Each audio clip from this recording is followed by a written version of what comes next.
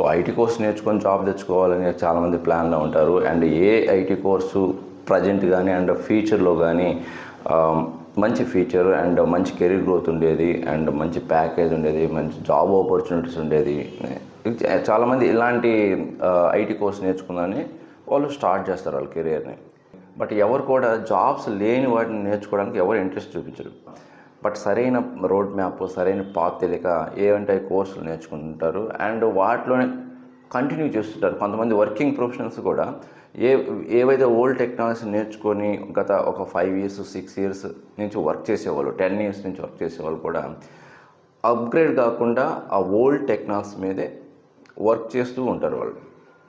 But ఆ విషయం పక్కన పెట్టేస్తే మనకి మెయిన్ కంటెంట్ ఈ వీడియోలో ఏంటంటే ఏ జాబ్స్ ఎక్కువగా రిస్క్లో ఉండబోతున్నాయి.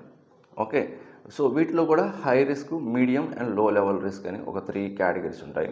ఓకే, ఫస్ట్ మనం హై రిస్క్లో ఉండే జాబ్స్ ఏంటివి, మీరు ఏం నేర్చుకోవాలి, ఆల్టర్నేటివ్గా నేర్చుకోవాలి, ఎందుకు ఈ జాబ్స్కి ఎక్కువ జాబ్ ఓపెనింగ్స్ ఉండటం లేదు కూడా నేను మీకు క్లియర్గా ఎక్స్ప్లెయిన్ చేస్తాను.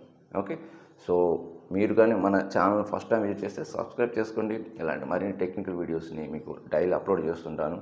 ఓకే, అండ్ మర్చిపోకుండా లైక్ చేయండి అండ్ షేర్ చేయండి. ఓకే, సో మన మెయిన్ కంటెంట్ డిస్కస్ చేస్తే మరి ఎలాంటి జాబ్కి ఎక్కువగా రిస్క్ ఉండబోతుంది, ఎందుకు ఓపెనింగ్స్ ఎక్కువ ఉండటం లేదని మనం డిస్కస్ చేద్దాము. అండ్ ఆల్టర్నేటివ్ కూడా ఏం నేర్చుకుంటే బెటర్ అని చూద్దాం. ఫస్ట్ది ఏంటంటే వెబ్ డెవలప్మెంట్కి సంబంధించి కొంతమంది ఏం చేస్తారంటే ఓన్లీ HTML, CSS ఈ 2 నేర్చుకొని ఇంకా నాకు అసలు వెబ్ డెవలప్మెంట్ వచ్చేసింది అనుకుంటారు. అండ్ కొంతమంది జావా స్క్రిప్ట్ బేసిక్ నాలెడ్జ్ ఉంటుంది, ఆర్ మీడియం లెవెల్ నాలెడ్జ్ ఉంటుంది. వాటితో ఈ స్కిల్స్తో జాబ్ తెచ్చుకోవడం కష్టం అండి. ఇప్పుడున్న సిచ్యువేషన్ హై కాంపిటీషన్ ఉంది. ఓకే, సో అందువల్ల మీరు ఓన్లీ నేను HTML, CSS, జావా స్క్రిప్ట్ వచ్చు, నేను జాబ్ తెచ్చుకుంటాను సాఫ్ట్వేర్ ఇండస్ట్రీలో అంటే అది మాత్రం హై రిస్క్ అండి. మరి కంపెనీస్కి ఏంటివి ఎక్స్పెక్ట్ చేస్తున్నాయి ఆల్టర్నేటివ్గా అంటే వీటితో పాటు ఈ నాలెడ్జ్తో పాటు మీరు కన్ఫామ్గా ఫుల్ స్టాక్ రిలేటెడ్ నాలెడ్జ్ ఉండాలి. అంటే మీకు ఫ్రంట్ ఎండ్లో ఒక ఫ్రేమ్వర్క్ తెలిసి ఉండాలి. ఓన్లీ నాకు HTML, CSS, జావా స్క్రిప్ట్ ఒకటే కాదు, ఫ్రంట్ ఎండ్లో కూడా ఒక framework like Angular or React చేసి తెలుసుకొని ఉండాలి. ఆర్ బ్యాక్ ఎండ్లో నోట్.js కానీ ఎక్స్ప్రెస్.js కానీ తో పాటు cloud and DevOps basic tools తెలిసి ఉండాలి. అప్పుడే ఆ ప్రొఫైల్కి మంచి కెరీర్ ఉంటుంది, ఫ్యూచర్ ఉంటుంది అండ్ మంచి ఆపర్చునిటీ, జాబ్ ఓపెనింగ్స్ కూడా ఉంటాయి. ఓకే, ఇది గుర్తుపెట్టుకోండి. ఇది హై రిస్క్లో ఉన్న ప్రొఫైల్ ఏంటంటే ఓన్లీ నాకు HTML, CSS, జావా స్క్రిప్ట్ తెలుసు అంటే మాత్రం ఆ ప్రొఫైల్ షార్ట్ లిస్ట్ అవ్వటం కష్టం. అండ్ నెక్స్ట్ హై రిస్క్లో ఉన్న జాబ్స్ ఏంటంటే మాన్యువల్ సాఫ్ట్వేర్ టెస్టింగ్. ఎందుకు ఇది హై రిస్క్లో ఉందంటే మోస్ట్ ఆఫ్ ది అప్లికేషన్స్ అన్నిటిని కూడా ఇప్పుడు మాన్యువల్గా కాకుండా ఆటోమేషన్ వేలో టెస్ట్ చేస్తున్నారు. సో అందుకు ఇది హై రిస్క్లో ఉంది. మరి ఆల్టర్నేటివ్ ఏంటనేది మీ అందరూ తెలిసిందే, ఆటోమేషన్ టెస్టింగ్, యాజ్డెట్ రోల్స్ అంటారు, software development engineering in testing అని. ఈ రోల్స్కి లైక్ సెలీనియం మంచి పాపులర్ ఉంటుంది, సిప్రెస్ అని అండ్ ప్లే రైట్ అని ఇలాగ కొన్ని ఆటోమేషన్ టూల్స్ అయితే ఉన్నాయి. మీరు వాటిని నేర్చుకొని మీరు ఒక మంచి కెరీర్ని అయితే బిల్డ్ చేసుకోవచ్చు, మంచి కెరీర్ గ్రోత్ కూడా ఉంటుంది. నేను ఇంకా మాన్యువల్ టెస్టింగ్ మీదే వర్క్ చేస్తాను అని అనుకుంటే మాత్రం ఎవరైనా రియల్ టైం వర్కింగ్ ప్రొఫెషనల్ అయినా కంపెనీ స్విచ్ చేయడానికి మాత్రం 100% మీరు ఛాలెంజ్ ఫేస్ చేస్తారు. సో అప్గ్రేడ్ అవ్వండి. థర్డ్ది సిస్టమ్ అడ్మిన్ రిలేటెడ్ జాబ్స్ కూడా హై రిస్క్ అండి. ఎందుకంటే ఇంతకు ముందులా లేవు ఇప్పుడు జాబ్స్, ఇప్పుడు అన్నీ కూడా క్లౌడ్లోకి మూవ్ అవుతున్నాయి. సో అందువల్ల మీరు అజూర్ అడ్మిన్ కానీ, GCP అడ్మిన్ కానీ ఆర్ AWS అడ్మిన్ ఈ స్కిల్స్ని ఇంప్రూవ్ చేసుకోవాలి.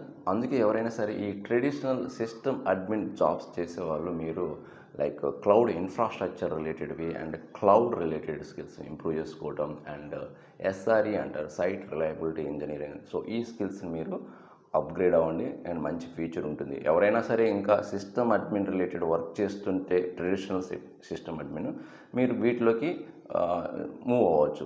అండ్ నెక్స్ట్ జాబ్ ఏంటంటే DBA కూడా అండి. సిస్టమ్ అడ్మిన్తో పాటు DBA, డేటాబేస్ అడ్మినిస్ట్రేటర్ కూడా ట్రెడిషనల్గా ఇంకా ఫాలో అవుతుంటే మాత్రం అప్గ్రేడ్ అవ్వండి. ఎందుకంటే ప్రస్తుతం అన్ని అప్లికేషన్స్, ప్రాజెక్ట్స్ అన్నీ కూడా క్లౌడ్ నేటివ్ డేటాబేస్ని ఫాలో అవుతున్నాయి అండ్ NoSQL డేటాబేస్ ఫాలో అవుతున్నాయి.